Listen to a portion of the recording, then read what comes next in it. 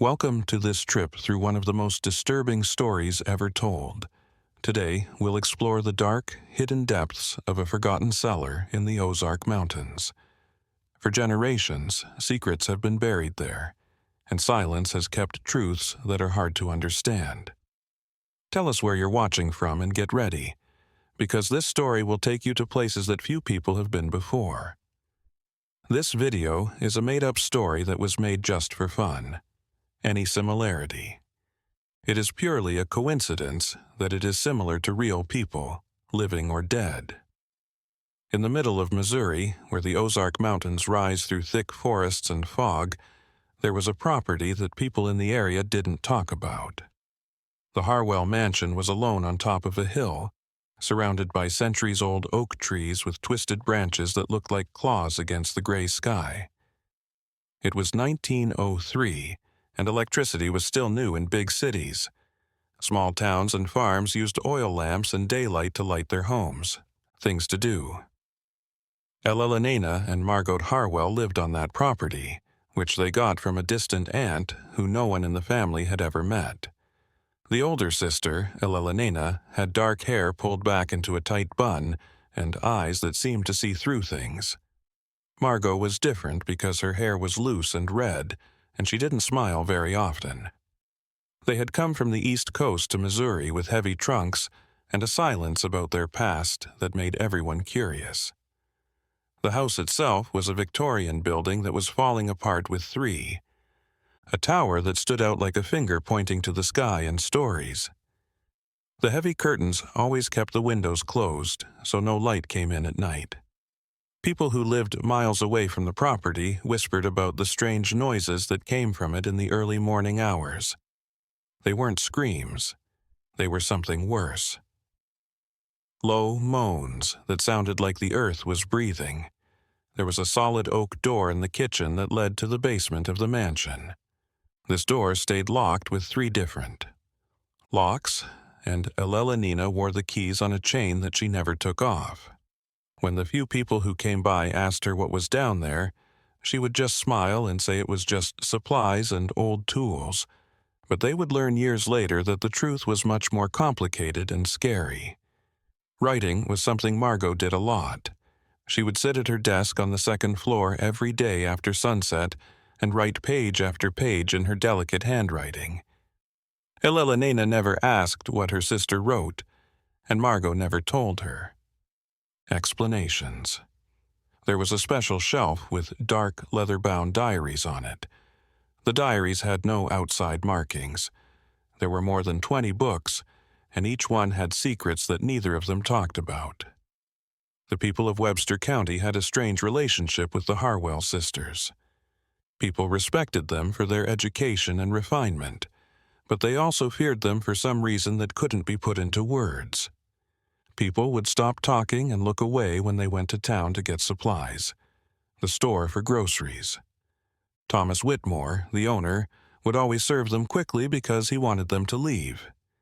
He would later say that their eyes had a coldness that made his blood run cold. A snowstorm cut off the area completely during that year's harsh winter. The roads were closed for weeks, and each house became an island in a quiet, white sea. Things started to get even worse during this time. Elena, Clear's throat, started going down to the basement more and more often, staying there for hours at a time. Margot kept writing, but she moved faster and more urgently.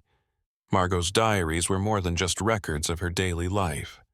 They had long descriptions of experiments, observations of strange things that couldn't be explained, and theories that went against the science that was known at the time.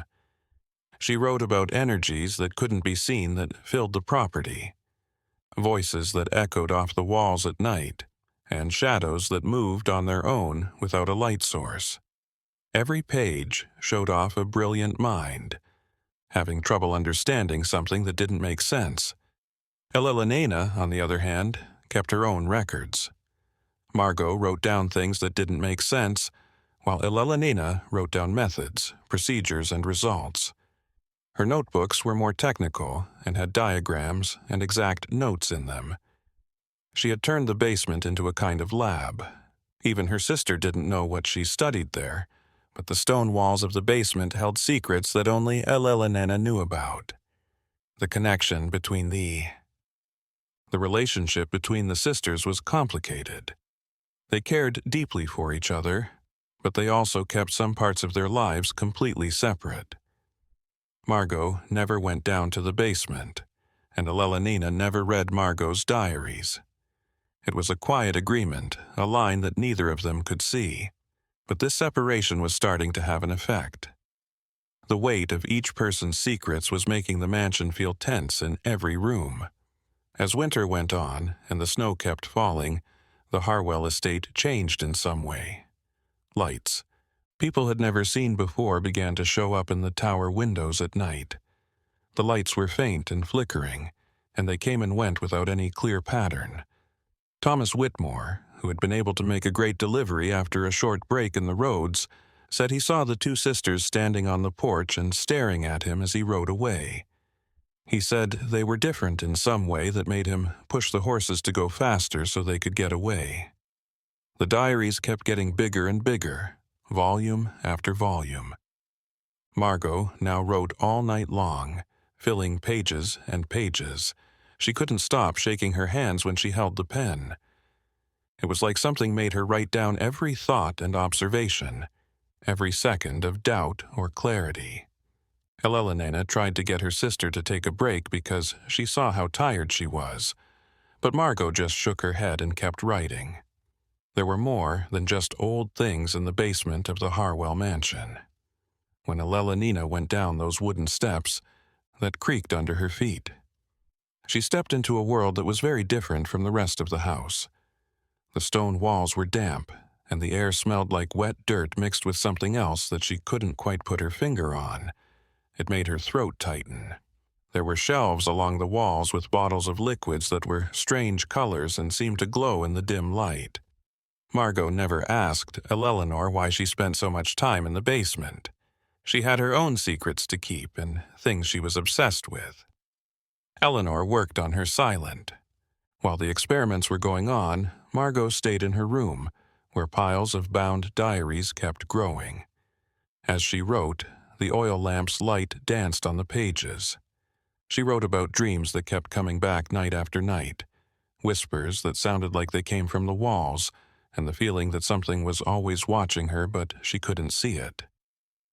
That year, spring came slowly to the Ozarks.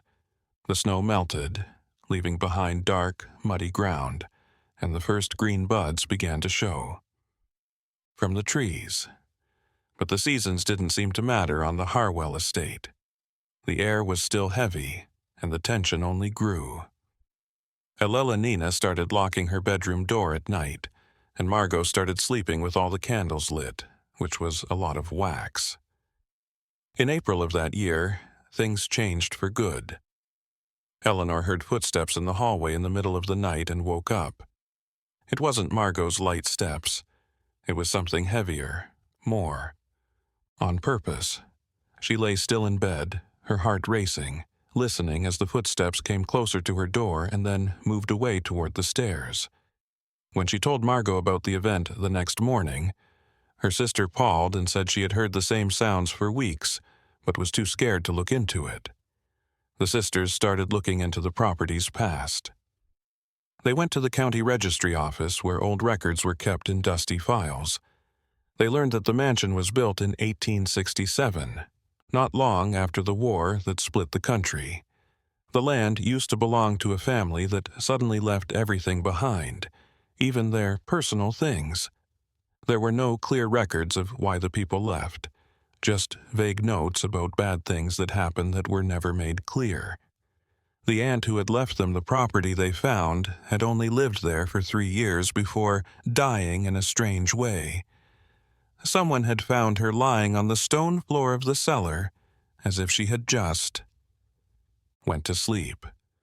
There were no marks, no signs of illness or fight. The local doctor said the man died of cardiac arrest, but his eyes showed that he wasn't sure when he signed the certificate. The woman was only 42 years old and had always been in good health. Eleanor went to the basement more often. After learning this, she looked for something and searched every nook and cranny, even looking at every stone on the wall. Margot stood in the kitchen doorway and watched her, never stepping over the line that led to thee, but always paying attention. The sisters' separation, which was once an unspoken agreement, now seemed like an insurmountable chasm. They ate together in silence, each lost in her own dark thoughts. There was a disturbing pattern in Margot's diaries. She was writing about how the house seemed to be getting more and more alive, like it was breathing and thinking. She said that the hallways looked longer at night, that the doors closed by themselves when there was no wind, and that the shadows in the corners had shapes that didn't match up with anything you can see. She thought that some buildings could take in the feelings and experiences of the people who lived there, becoming places where memories that didn't belong to the living were kept. Elena, who was practical by nature, tried to find logical reasons.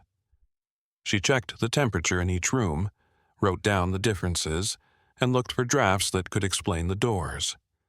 But even her scientific mind started to lose its grip on the strange things that were happening. There were times when she swore she saw things move.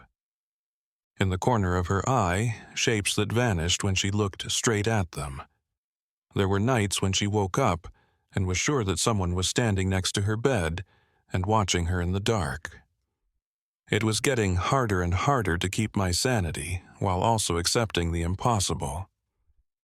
Elena got into the habit of talking to herself while she worked in the basement, as if she were explaining what she was doing to an audience that wasn't there. Margot started reading what she wrote out loud, which made her room with words that bounced off the walls. The two sisters were trying to use language to protect themselves from the heavy silence that was threatening to take over. Eleanor finally found what she was looking for on a night with no moon. There was an opening in the wall behind a shelf in the basement that had been covered in dust and cobwebs for decades. It wasn't big. A hand could fit through it. She hesitated, her heart racing, before turning on her lamp to light the room. Her fingers inside touched something cold and smooth, like paper. She carefully took it out and saw a stack of pages that were yellowed with age and written in handwriting she didn't know. The papers Elena found were scary because they were so normal. They were just lists of things and substances, but the way they were used made them seem very scary. There were talks about getting ready for the night, watching the tower, and the results of resonance tests. Whoever wrote them was doing some kind of research on the property, which needed to be kept secret and required a lot of work. The last entry was from 1899, which was just 1 year before her aunt bought the house. Elena gave the papers to Margot, breaking the silent agreement not to share what she had found for the first time in months. The two sisters sat in the library with a lamp between them and looked at each page. Margot knew right away what kind of mind wrote those words. It was someone like her, someone who could see patterns where others could not. Coincidences, who could feel the extraordinary hidden in the ordinary. It was someone who had let their own curiosity get the best of them. The discovery changed something very important between Eleanor and Margot. They knew they weren't the first to feel the heaviness of that house or to experience the strange things that happened there. There had been a line of people who had been drawn to that property, each trying to figure out its secrets and leaving behind pieces of their obsessions. The sisters Harwell were just the most recent in a long line of problems that may have started when the mansion was built. The next few weeks changed how the sisters interacted with each other. Eleanor and Margot had kept their secrets from each other, but now they worked together to figure out the mysteries left by people who came before them. Every night after dinner, they met in the library with the old papers spread out on the mahogany table. The lamps made shadows that danced on the shelves, full of books that neither of them had opened since they got there. Margot started comparing the papers she found in the basement to her own diaries. She found strange patterns. The dates when she had the most intense experiences were the same as the ones in the old documents, but they were in different years. It seemed like the house worked in cycles, with the same things happening at the same times. She showed Elelenina what she had found, but at first he didn't want to believe it. Idea, but they couldn't deny that the coincidences were mathematically correct. Eleanor suggested a methodical way to do things. If there were cycles, there should be a clear pattern that could be seen and understood. She started making detailed calendars with charts showing each strange event. Strange sounds, strange temperatures, and feelings of being there. Everything was recorded with scientific accuracy. The data revealed something that was both interesting and scary. It was clear that progression, a rise toward something that hadn't happened yet. The tower of the mansion became the main focus of their investigations. Since they got there, neither sister had climbed it. There was a lot of dust on the spiral staircase that led to the top, and the door at the end was still locked with a rusty bolt. But old documents kept mentioning the tower, calling it the best place to see things and the place with the most resonance. Elelenina and Margot knew they would. They both put off climbing it because they were afraid of something they couldn't explain. In May of that year, the plants around the property came to life. The fields were full of colorful wildflowers, and the birds sang in the air. But inside Harwell Manor, the mood stayed dark and heavy. The house seemed to be in its own season, unaffected by what was going on outside. The windows, even when they were open on warm days, didn't let in fresh air. The inside stayed cold and damp, with that strange smell of dirt and something else that filled every room. In one of her oldest diaries, Margot found something interesting. She had seen strange marks on the wallpaper in the second-floor hallway in the first few days after she got there, but she didn't think much of it at the time. The scratches were so light that they were hard to see, but they made patterns that looked like they were meant to be there. She brought Elelenina to the place, and they both looked at the marks that are easy to see. They weren't just random. They were symbols that were used over and over again, and neither of them knew what they meant. Elelenina wrote down the symbols in a notebook and spent days in the library looking for matches in books on history and anthropology. On the other hand, Margot started to see the same symbols in other parts of the house. They were carved into the wooden beams of the attic, scratched into the baseboards of some rooms, and quietly etched into the frames of some doors. The people who made them had worked, in secret, marking the whole house as if making a map or a circuit. The sisters' connection to the property was changing. They weren't just passive residents anymore. They were now active participants in something much bigger and older than they had thought. Elelenina started to feel a strange connection to the basement, as if it were calling to her. Margot felt like she had to write down everything, so she filled page after page with detailed descriptions of every part of the house. Both were being changed by the mansion and forces they didn't fully understand. While they were working in the library one night, all the lights in the house went out at the same time. There was no wind and no clear reason. Elelenina and Margot were in complete darkness, and the only sound they could hear was their own breathing. Then, little by little, a light started to show up. It came from above and passed through the boards in the ceiling. It was the tower. There was a faint but clear light coming from somewhere in the tower. The sisters looked at each other in the dark, and they didn't have to say anything to know it was time to go up. They picked up their lamps, which miraculously started working again as soon as they got close to the tower stairs and started to climb. Every step they took creaked, and the sound echoed in the stillness of the night. The spiral went on and on, twisting and turning as it went up. Margot's heart was beating so hard that it sounded like it was bouncing off the stone walls. Elelonina put one hand on the wall to keep her balance and felt the cold stone through her gloves when they... Elelonina hesitated for only a moment before pulling the bolt when she finally got to the door at the top. The door creaked as it swung open, revealing a round space lit by that strange light. There was no clear source of the light. It was just there, filling the air as if the molecules were glowing. There was nothing in the room but a table in the middle and shelves on the walls. But the things on the shelves made both sisters instinctively pull back. Hundreds of diaries in rows and rows, maybe thousands, with leather covers in different colors. Some were so old that they looked like they would fall apart if you touched them. Some of them had dates that went back decades, while others had dates that were more recent. Eleanor walked up slowly and chose one at random. The handwriting was different from what they had seen in the basement documents, but the words were very familiar. Someone was talking about the same things they were going through, the same events, and the same progression of events. Margot picked another old book.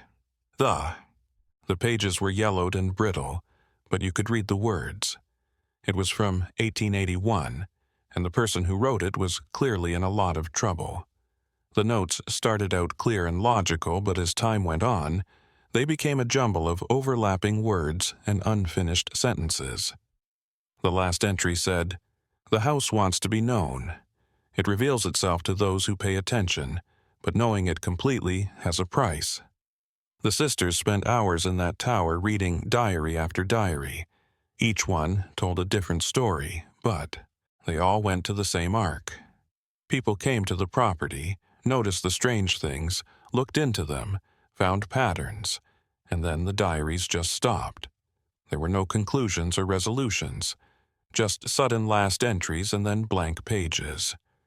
Eleanor and Margot looked at each other with tense eyes, both of them wondering the same thing. What happened to all of these people? Finding the tower changed everything. Elelonina and Margot could now look at decades' worth of observations, experiments, and theories, left behind by the people who lived in the mansion before them.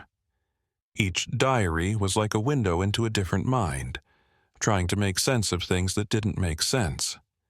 There was a clear pattern. At first, they were all doubtful and looking for logical reasons, but as time went on, they were pulled into a reality that made no sense at all.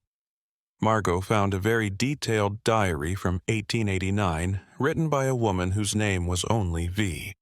This woman had been very organized in her notes, making complex tables and diagrams that showed the sound she heard at different times during the night.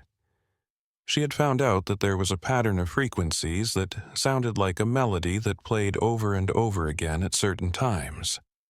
V thought that the house wasn't haunted in the usual way, but that it might be some kind of tool that was made to have certain effects.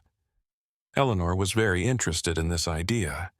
She took one of Via's diaries down to the basement and started to look at the structure in a new way. The walls made of stone were not all the same.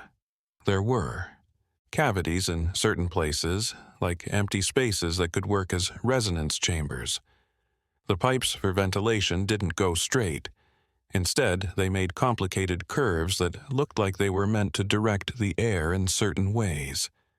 The more she looked, the more sure she was that the house had been built for a secret reason. The sisters made a new plan for their day.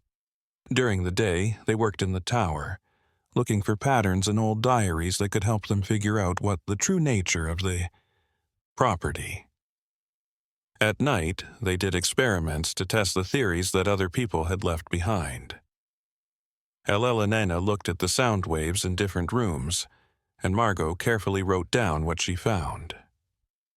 They were building on what generations of lone researchers had learned. The Ozarks had violent storms in June. In the afternoon, the sky would suddenly darken, and thunder would rumble through the mountains like distant cannon fire. During these storms, Harwell Manor seemed to come to life. Alive. The events got a lot worse. Even when there was no power, the lights flickered. The sound of footsteps echoed through the hallways, and the feeling of presence became almost real. It felt like the electricity in the air was making something inside the house work. In a diary from 1876, Margot found something very important. The writer, who only gave his initials as J.M., had made a full map of the property and marked what he called points of intensity. These were particular, places where the phenomena were most obvious. The basement and the tower were two of these places, but there were more. A specific corner of the library, the cupboard at the end of the second-floor hallway, and, curiously, the exact center of the abandoned garden at the back of the house. Elena said they should go to all of these places in order, starting with the garden. They had completely ignored that area since they got there. The plants had grown out of control, turning what had been a formal garden into a thick tangle of plants that are all connected. They found what looked like an old well in the middle, under a thick layer of vines. It was dry, but when Elena threw a stone into it, the sound that came back wasn't the sound of the stone hitting the bottom. It was empty, like the stone had fallen into a hole that was much bigger than the well looked like. Elena's idea started to come together. The house wasn't just a building above ground. There was something below, a web of spaces that were all connected, spread all over the property. They knew the basement was just an entrance, a way to get to something much more complicated. She told Margot about this idea, and right away Margot started looking through old diaries to see if they mentioned underground buildings. What she found was very upsetting. A lot of people had thought the same thing, but no one had found a way to look into it more. The sisters went back to the cellar with tools and a new sense of purpose.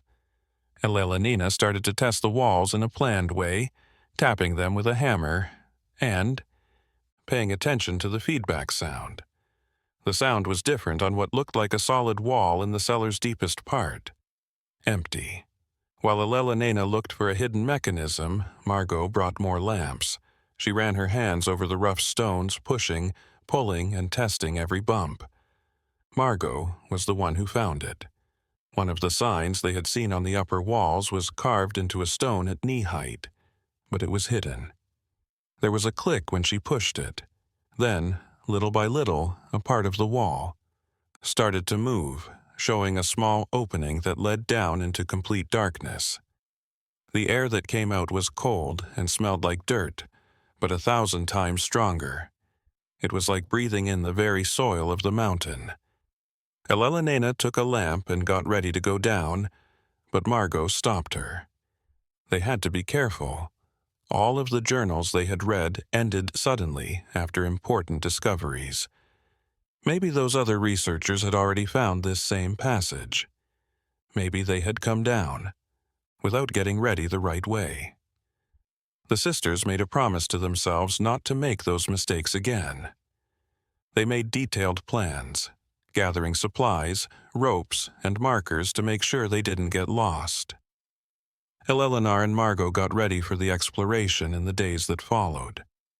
They made a way for people to talk to each other by tying ropes around the waists of people who went down, set up emergency signals, and even wrote sealed letters explaining what they found in case something went wrong. It was a sickly precaution, but it was needed. Margot. She also made sure to write down everything they had learned in her diary so that she wouldn't lose her knowledge like others had. The sisters sat in the library in silence the night before the descent. There wasn't much to talk about. They both knew they were about to cross a line that might not let them go back. But curiosity, that powerful force that had brought so many other people to the Harwell estate, was too strong to ignore. They had to know. They had to know what that house really was, why it was built, and what secrets lay deep below their feet. Elena broke the silence by saying something she had been keeping to herself. She had seen that all the diaries in the tower had been left there on purpose, as if each previous investigator knew they wouldn't come back to get them. It was the last thing they wrote down, a record for anyone who came after. The Harwell sisters were now part of that tradition, and no matter what they found in the depths, their knowledge would be passed on to the next person who was drawn to that place. Depths. Their knowledge would be kept safe for the next person who would be drawn to that place. A thick fog covered the Harwell estate like a white shroud when morning came. Elelena woke up before dawn and couldn't go back to sleep. She couldn't stop thinking about the secret passageway in the cellar, that black hole that promised answers but also scared her with the unknown. She saw Margot already awake in the kitchen, shaking a little as she made tea. They both had trouble sleeping. After a quiet breakfast, they got their long, strong ropes, extra lamps, waterproof boxes of matches, water, and some food. Elelena tied the rope tightly around her waist and gave the other end to Margot. They had agreed that Eleanor would go down first because she was stronger, while Margot would stay up top to make sure everyone was safe. If something happened, Margot could get help or at least write down what happened. The descent started off slowly. The first steps were made of rough stone that was clearly hand-carved. A go. Elelena held the lamp in one hand and leaned against the wall with the other. She could feel the cold, wet air coming through her clothes. The light from the lamp made strange shadows that moved around on the walls of the narrow tunnel. There was complete silence, except for the sound of her own breathing and the rope slowly unwinding. The steps finally stopped after what felt like an eternity, but was probably only 20 minutes. Elelena was in a big underground room. The ceiling was low, so she had to bend down a little, stoop her head, and the walls were made of packed earth and wooden beams that somehow still held up. She pulled the rope 3 times, which was the agreed-upon sign that she had landed safely. 3 pulls back were needed for Margot's answer. The chamber stretched out in many directions, creating a maze of tunnels that disappeared into the dark where the light couldn't reach. Elelena used white chalk to mark the entrance and drew an arrow pointing back up. Then she began to explore in a methodical way, always keeping the wall to her right. This is an old trick for not getting lost in mazes. The tunnels were surprisingly well built, with drainage for water and structural supports that showed careful planning. Elelena found something interesting in one of the side chambers. There were shelves dug right into the ground, and on them were things that had been there for decades and were covered in dust. She carefully cleaned some of them and found old tools and instruments that looked like they were used for science, of unknown purpose, and more papers rolled up and put in metal tubes for protection. Her heart raced. This showed that someone had spent a lot of time in these tunnels, maybe even while the house was being built. When the papers were carefully unrolled, they showed plans for buildings. They weren't of the house above, they were of the tunnels themselves. The map showed a complicated network that went far beyond what Eleanor had seen. There were rooms with symbols on the walls that she recognized from the mansion, and lines that looked like they were making a circuit between different points. In the middle of the map, there was a bigger room that was just called Core.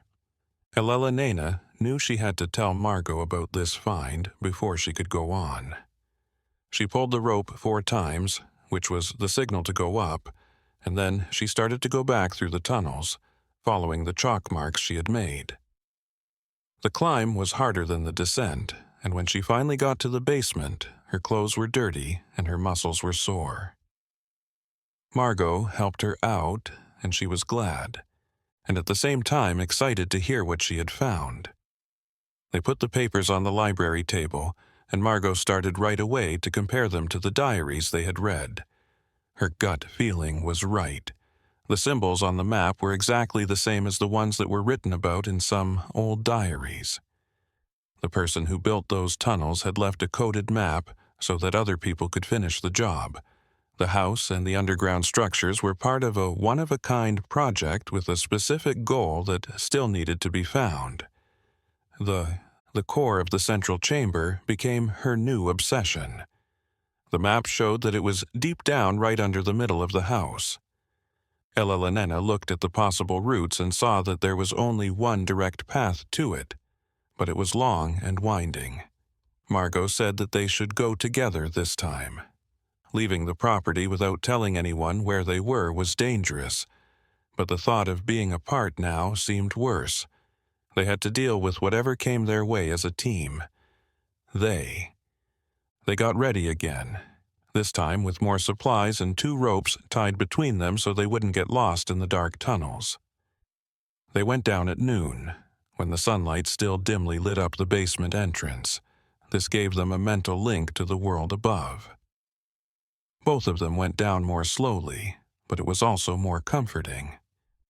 Even though Margot was clearly scared, she stayed focused and remembered everything so she could write it down later in her diaries. The 2 of them made the tunnels look different. Present. The sounds were louder, and each step echoed in several directions. Eleanor was in front, following the map and her previous chalk marks. Margot was right behind her, with one hand always on the wall. They went through the room where Elena had found the blueprints and went deeper, into parts that hadn't been touched by anyone in decades, maybe even centuries.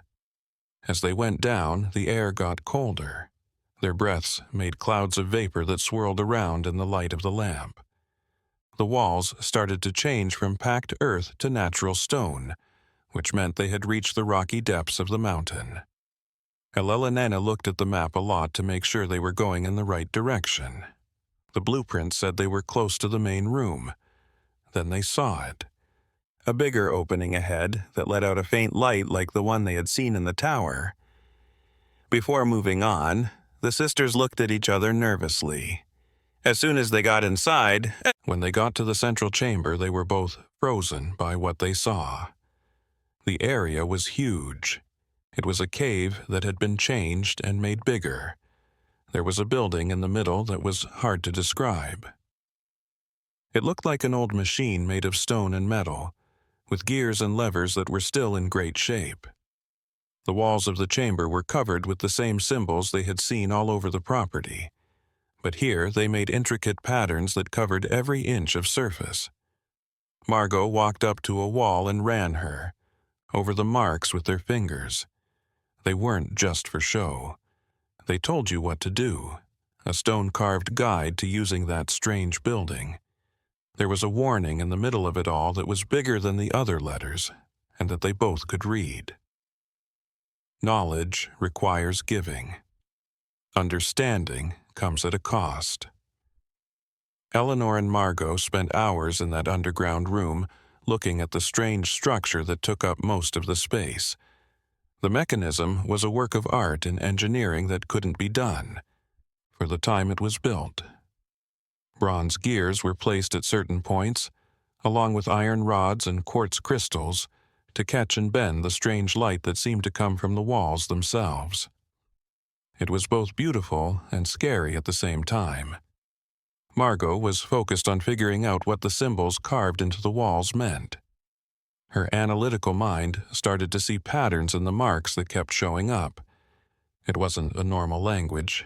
It was more like a system of music or math, notation. Each symbol stood for an action, an idea, or a step in a complicated process. She started copying everything into her notebook, working from left to right and top to bottom, keeping the symbols and their positions the same. At the same time, Elena looked closely at the mechanism. Some levers were pushed forward and others were pulled back. She was afraid to touch them until she knew what they did, but she carefully watched how they were set up. There was a pattern to the arrangement, like a safe combination. She found a metal plate at the bottom of the mechanism that had been damaged by time and had writing on it that was hard to read. She carefully cleaned the surface and was able to read a few words. Observatory, frequencies, and alignment. They both had the same reaction to the revelation.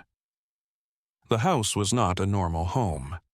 It was an observatory, but not for looking at stars or planets. It was made to see something else, something that normal eyes couldn't see. As resonance chambers, tunnels amplified and directed energies that couldn't be seen. The tower above was where things came in, and the thing in the middle was the processor, which was the most important part of the whole system. The whole house was a scientific tool that looked like a mansion. Margot saw in the symbols waves that went through everything and vibrations in the fabric. The person who built that was looking into something that science at the time didn't have words for. Maybe even. Science right now doesn't have them. It was an effort to quantify and comprehend the fundamental forces of the universe, using technology that combined mechanical parts with something that seemed almost magical in how it worked. The sisters started to see why all the other investigators had been so interested in the property. It wasn't meant to hurt, it was just too much. The amount of information stored in those walls, the system's complexity, and the size of the study were all very impressive. Was too much for one mind to handle. People didn't really go away. They became obsessed, spending every waking moment trying to figure out another piece of the impossible puzzle. Elena suggested a deal. They would look at the mechanism and the symbols, but they would set clear limits. No more than a few hours a day. They would keep doing what they normally do, eat well, and get enough sleep. They wouldn't let the search for answers take over their lives like it had taken over. Others, Margot agreed, but they both knew it would be hard to stay away from that place. They set up a balanced schedule in the days that followed. In the mornings, they did normal household chores and walked around the property to stay in touch with the world above. In the afternoons, they would go to the library to study and write down and analyze what they had learned. We spent only a few hours in the underground chamber before nightfall, recording more symbols and looking at different parts of the mechanism. Margot made a lot of progress in figuring out what the symbols meant. She learned that they told a story about why the building was built. The walls said that the mechanism was made to show hidden links between times and places. The idea was that there were invisible threads of influence that linked everything in the universe. And this observatory below ground could find and measure these links. It was a whole new kind of physics for them, a science that has been lost, or maybe won. Never completely understood. Elena started to get what each part of the mechanism did. The gears didn't actually move anything. They were mechanical calculators that worked with information based on how they were set up. When certain rules were followed, the quartz crystals not only bent light, but also vibrated at certain frequencies. The whole system was an analog computer made to solve problems that people couldn't do on their own. A very interesting discovery happened when Elena saw that some of the gears had stars on them. These weren't the real positions of the stars. They were just certain arrangements that happened on certain days. She ran to the library and looked at an old astronomical almanac she had found on the shelves.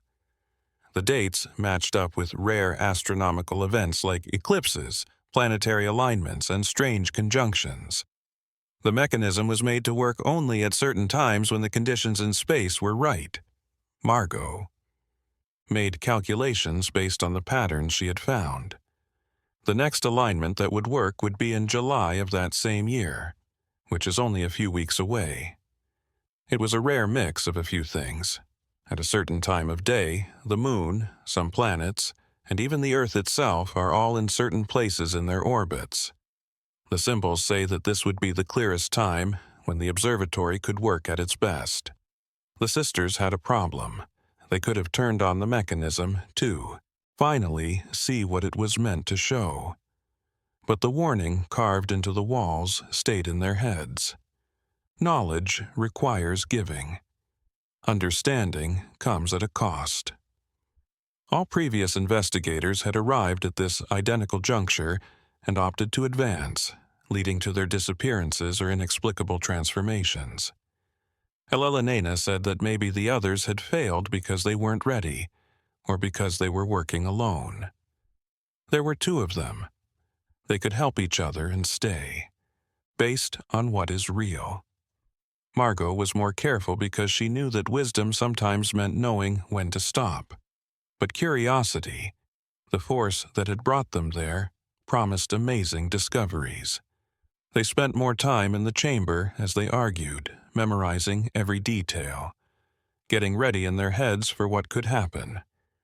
Margot wrote a lot in her diaries, not just about what she found out, but also about her worries and doubts.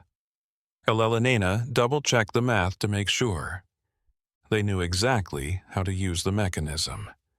They both knew they were getting close to a crucial moment that would change not only their lives, but maybe even how they saw the world. The Harwell estate seemed to be aware of the rising tension. The things that had gotten weaker while they were exploring were now coming back stronger than ever. At night, footsteps echoed through the halls. The lights flickered for no reason, and the feeling of presence became almost too much to bear. It was like the house was waiting with excitement for what was about to happen. The mansion above and the underground observatory were parts of the same living thing, and that thing was waking up. The weeks before the celestial alignment changed the mood on the Harwell estate. Elelena and Margot could feel the change in every room and hallway, as if the house itself were vibrating at a frequency that could only be felt at the deepest level of consciousness. The birds that usually sang in the trees around here had moved away, leaving an eerie silence during the day. It seemed like the wind didn't want to touch the property at all. Margot wrote more and more, filling pages with deep thoughts about what knowledge is and how much it costs to be curious. She wrote about how people have always been curious about things they don't know, how the ability to think outside the box was both a good and bad thing for people. Her words turned into poetry and became more abstract, as if she were trying to catch something that normal speech couldn't do justice to. Elelena was more practical. She made long lists of everything they would need to turn on the mechanism, not just things like food, water, and light, but also mental anchors, like personal items that reminded them of memories from before they lived in the mansion. Pictures of places they loved, and letters from friends who lived far away. She knew they would need these links to the outside world. When faced with whatever the observatory showed, they went back to the diaries in the tower to look for clues about what had happened to the people who had been there before. They saw a pattern that they hadn't seen before. The last entries were not sudden accidents. They were planned. Everyone had written a goodbye on purpose, as if they knew they were about to cross a line from which they could never fully return. They weren't messages of fear.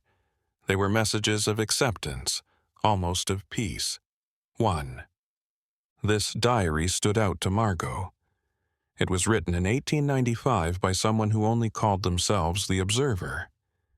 This person had come closer than anyone else to turning on the mechanism when it was in the right position. Their last entries talked about the experience in a way that was almost magical. Seeing the connections means realizing that we are all parts of a bigger web. Every decision and every moment echoes through the fabric. I don't go away. I just fit into the pattern. Eleanor and Margot talked for a long time. What these words mean? What did it mean to be part of the pattern? Was it a change in the body, a mental one, or something else entirely? They thought that maybe the observatory wasn't just for watching things happen, but that watching things happen changed the person who was doing the watching. It was like looking into infinity and having infinity look back at you, leaving a lasting mark on your mind. July came, and the Ozarks got really hot. The air got thick and hard to breathe, clear's throat to breathe, and every afternoon, summer storms gathered on the horizon, promising relief that never came. The temperature inside the mansion stayed strangely steady, just like the damp chill that had become so familiar. The sisters looked at their astronomical charts all the time, counting down the days until the alignment. 3 days before the date that was supposed to happen, something strange happened. They woke up to find that all the doors in the house were open, even the ones they had locked. There were no signs of forced entry, no proof of an intrusion in the form of physical evidence. It was like the house had made the decision to completely open up, breaking down all of its internal walls. As Eleanor and Margot walked down the hallways, they felt like the walls had become permeable, and the air was unusually clear. The entrance to the tunnels in the basement was lit up by that strange light that pulsed in a way that seemed to match their heartbeats. Margot said it was like the land was breathing, getting ready for something huge. Nina agreed and said that the observatory might not be completely passive. Maybe it also sent out signals and talked to people who were paying attention. Before the alignment, they went down to the central chamber one last time. They wanted to make sure everything was in order before going over the steps one last time. The mechanism seemed different, like it was more important in some way. The gears that had been still before now showed very little movement, almost not at all. Shaking. The quartz crystals shone brighter, making prisms of light that moved on the walls covered in symbols. Margot ran her hand over the mechanism and felt the cold metal under her fingers. She knew she wasn't scared anymore. She had gone through all the emotional stages: denial, curiosity, obsession, caution, and now she had reached acceptance. No matter what happened during the alignment, she knew she couldn't go back now. The information they wanted was worth more than anything they could think of. Paying, but also beyond any chance they could afford to miss. Elena felt the same way.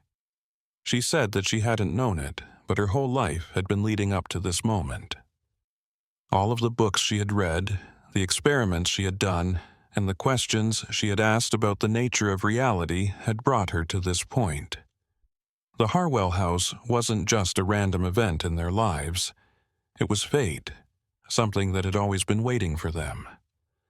That night, the sisters made one last big meal, enjoying every bite as if it were the first and last.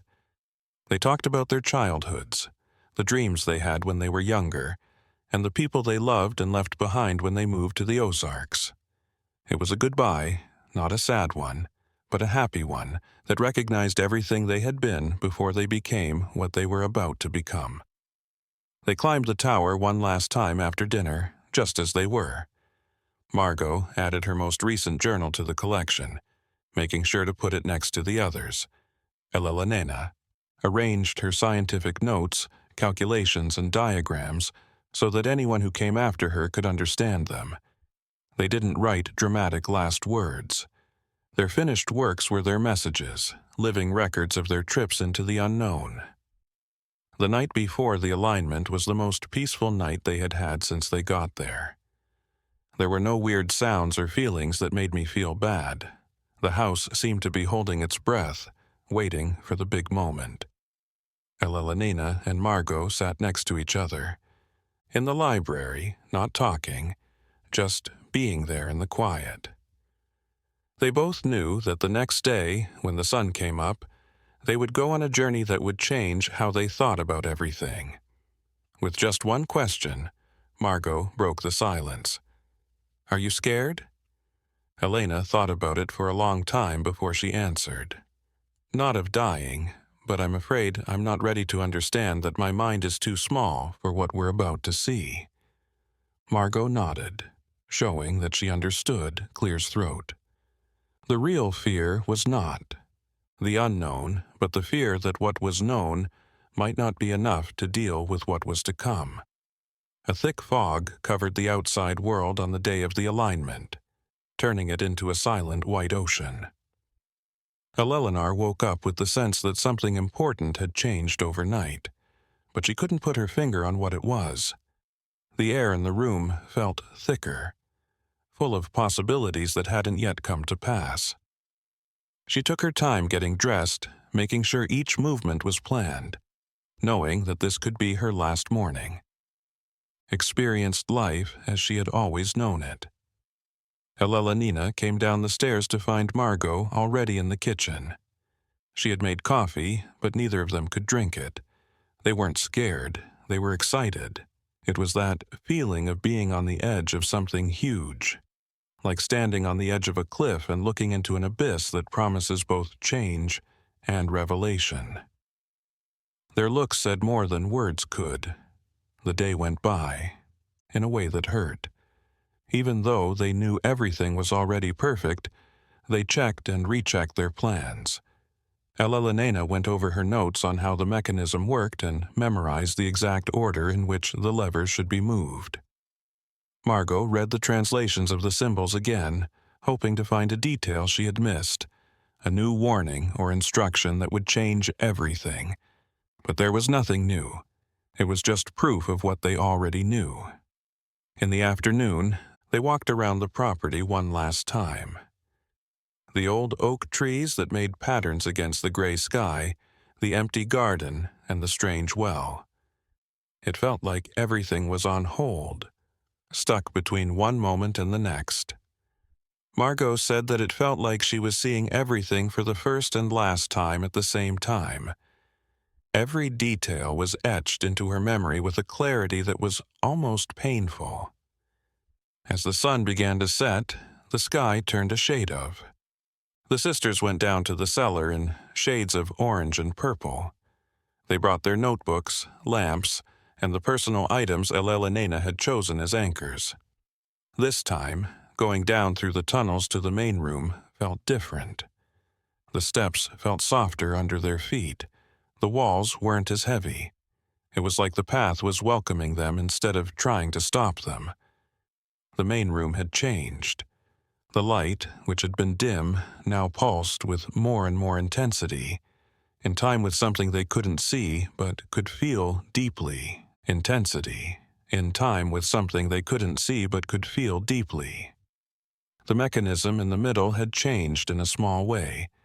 The gears turned slowly, as if they were powered by some unseen force.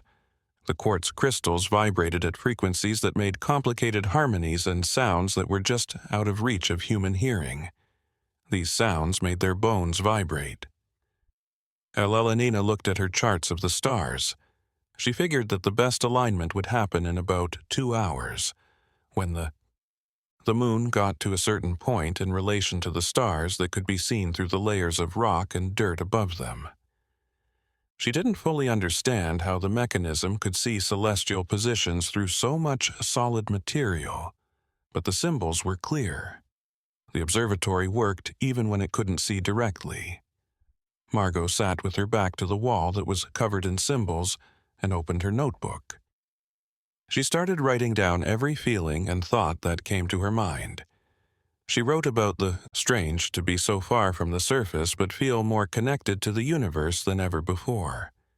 She wrote about how knowledge had a physical weight, and how all the new things they had learned in the last few months had built up in her mind until they reached a point where they needed to be resolved. Elena started getting ready to turn on the mechanism. There were 12 main levers, and each one had to be changed in a certain order. She began with the first one and pulled it to the spot marked by the symbols. A deep sound echoed through the room, making the air shake. The second lever made a different sound that worked with the first one to make a harmony. As Elena went on, the mechanism started to sing, creating a mechanical symphony of frequencies that wove together in more and more complicated ways. Margot was fascinated as she watched the symbols on the walls light up when the mechanism was turned on. It wasn't light from outside bouncing off of them. It was more like they were making their own light coming from inside the stone.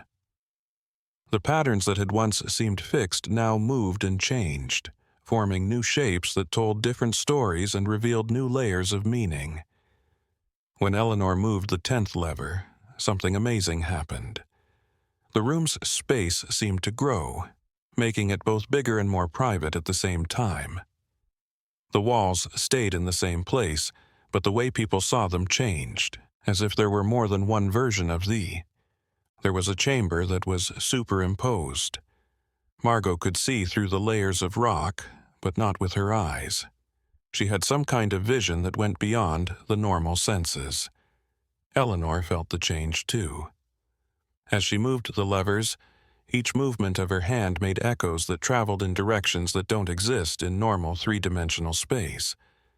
It was both confusing and interesting at the same time.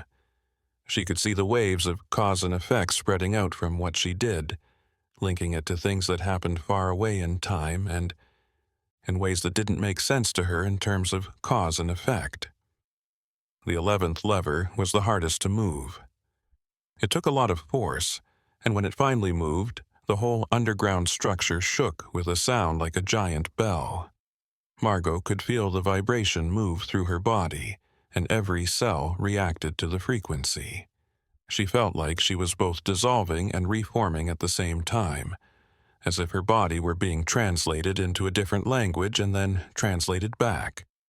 Eleanor stopped, before the last and 12th lever. This was the last straw, the point of no return. The observatory would be at its full capacity during the celestial alignment once it was pulled. She looked at Margot, who had stopped writing and was looking at her with a look of complete understanding. There was no need for questions or confirmations. Both of them had made their choice long before this point. Margot got up and walked over to Elena. They would put their hands together on the last lever, sharing the duty and experience of what was about to happen. They held hands on the cold metal for a moment. Two sisters on the edge of the unknown, brought together by their love, curiosity, and bravery. They pulled together. The mechanism reacted with a burst of light and sound that filled every space and crevice in the chamber. The quartz crystals sang at frequencies that made the air look like it was moving, patterns of light that moved so quickly they became almost like symbols on the walls. Water. And through it all, Elena and Margot stayed standing, their hands still joined, watching the impossible become real. The time had come for the celestial alignment, and the observatory, which had been quiet for decades, finally woke up to do what it was built to do.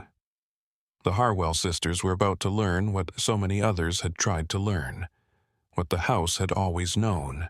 The fabric of reality was opening up in front of them, showing them the hidden links that connected everything across time and space. Changed by the act of watching, became a part of what they saw. The experience that followed was impossible to describe in any way that made sense. While the observatory was at full capacity, Elena and Margot stayed in the chamber. What they saw were not pictures in the usual sense, but direct understandings. It was like they were getting pure information sent straight to their minds, without using their physical senses at all. They got it without having to see it. They didn't need to know. Learn. The mechanism showed a lot of connections that were very complex. There were invisible threads of influence and resonance that connected every moment in time to many others. Decisions made decades ago still had effects today, sending ripples in directions that were not expected.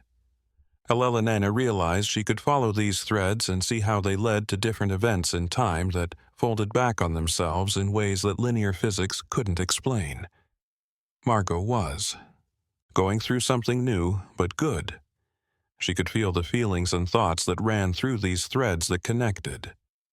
Every event had not only facts, but also the feelings of the people involved, their hopes and fears, and their doubts and certainties. It was like reading thousands of diaries at once, each one giving a different view on the endless tapestry of life. Now she knew why she had been writing so much since she got there. It was an unplanned way to get ready for this moment of too much information. Time in the chamber became flexible. Minutes turned into hours, and hours turned into minutes. Eleanor and Margot lived at the same time in many different moments, reliving the property's past as if it were their own memories. They saw the observatory being built, not through pictures but by directly understanding what the builder wanted to do. People who had spent their whole lives making something that went beyond their own physical limits. The observatories. The original purpose became very clear. It wasn't for just looking at things, it was to map the hidden structures that held reality together. The builders thought that if they could fully understand these connections, they could learn how to consciously move through them, moving through the threads that linked places and times. It was a way of traveling that didn't require moving around. All you needed was a good understanding of the patterns that were there. But it came with a price. And now, Elena and Margot knew what the warning on the walls really meant. Knowing this kind of thing changed who you were at your core. You couldn't help but see the connections once you saw them. You would always be aware of the bigger picture, your place in it, and the ripples that each action made. It set me free and put me in jail at the same time. From one point of view, it's a blessing that looks like a curse. From another point of view, it's a curse that looks like a blessing. The researchers who came before hadn't disappeared in the usual sense. They had become so used to the patterns they saw that their own lives didn't matter as much anymore. Some people had decided to stay on the property, where they lived quietly while continuing to study and map. Some people had left, taking with them the things they had learned, but they had changed in ways that made them feel like strangers in the real world. Everyone had paid the price, and everyone thought it was worth it. Margot felt tears streaming down her face, but she didn't know if they were happy tears or not, sadness or some other feeling that went beyond those two. She was feeling the journeys of everyone who had ever been to that place, as if they were her own. There was beauty in how each person had added to the body of knowledge and how each investigator had been a part of a larger network of understanding. Eleanor was completely calm. Her scientific mind, which had always looked for order and patterns, was being fed structures of mathematical beauty that was beyond anything she could have ever imagined. She saw equations forming in the air around her that weren't written down but were easy to understand. They described how time, space, consciousness, and matter are all connected in ways that changed how she thought about reality. The celestial alignment slowly started to fade. The experience started to fade, like a tide going out. The quartz crystals made their vibrations weaker. The symbols on the walls started to glow less brightly, and the mechanism started to slow down the gears that turned. Elena and Margot stayed still, taking in everything they had seen and heard and turning direct insights into clear thoughts. When they were finally able to move again, they saw that hours had passed, even though it had felt like both an instant and an eternity. Their legs shook because they had been standing for so long, and their bodies reminded them that they were still physical beings with physical needs. But something basic had changed. They looked at each other and saw not just their sisters, but also all the versions of their sisters that were happening at the same time. Ghostly overlaps of choices and paths that were not taken. Margot was the first to talk, and her voice was hoarse from not using it during the event. She said simply, "We understand." Elena nodded because it was true. They knew what the observatory was. They knew what the property was. They knew why so many people had gone there. But more importantly, they knew that they couldn't fully understand. Was not possible. What they had seen was only a small part of something much bigger.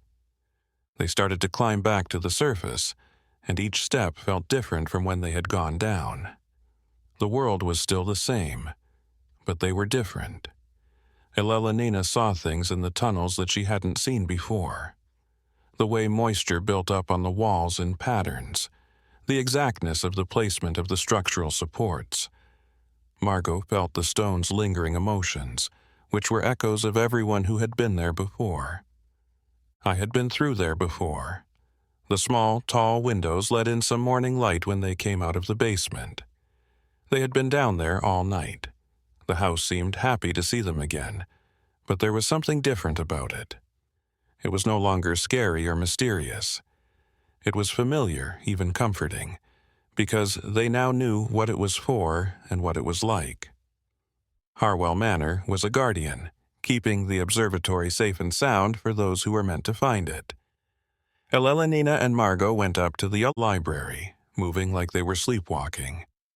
They sat down in their usual chairs, but they didn't pick up any books or notebooks. They were just there in silence, thinking. There was a lot to put together and a lot to think about.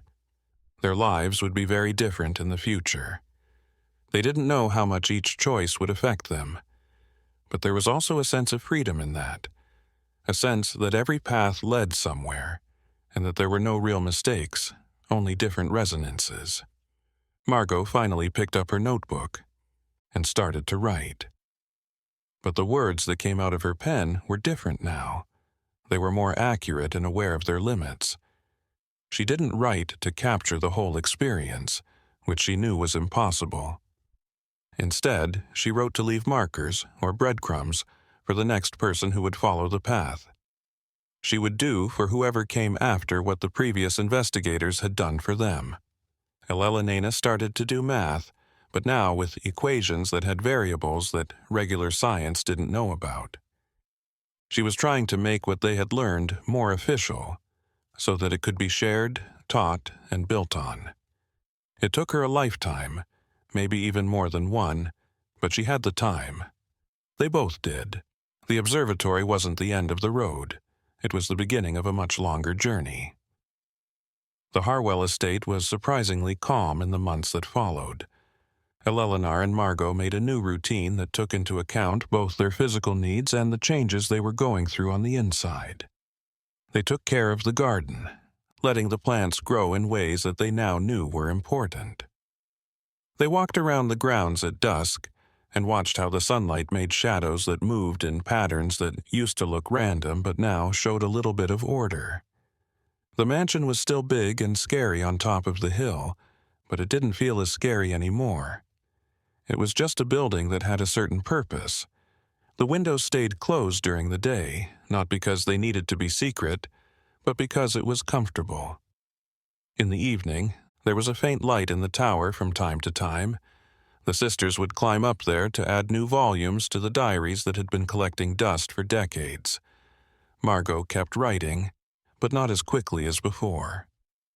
Her words flowed easily, capturing her thoughts and observations without the desperate need that had been there in the first few months on the estate.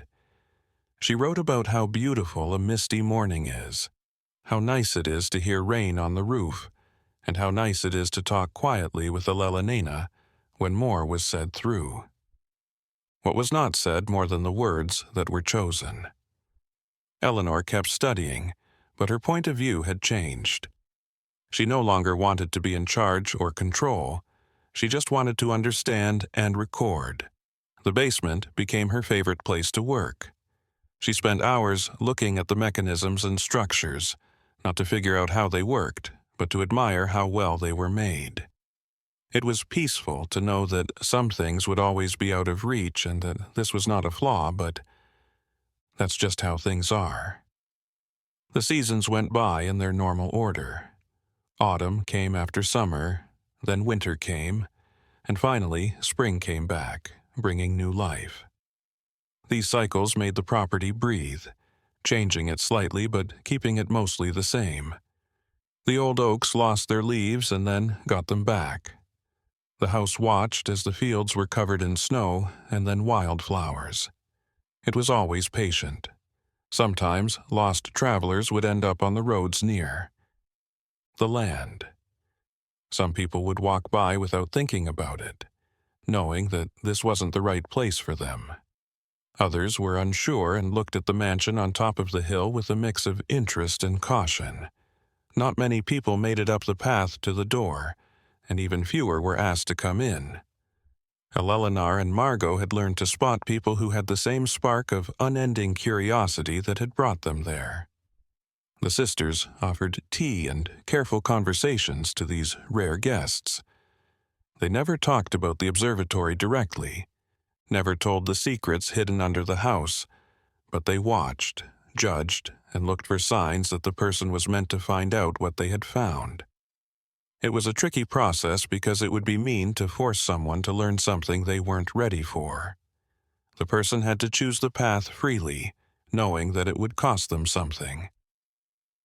Most visitors left after a few hours, taking with them only memories of a nice afternoon with two strange women who lived alone in the mountains.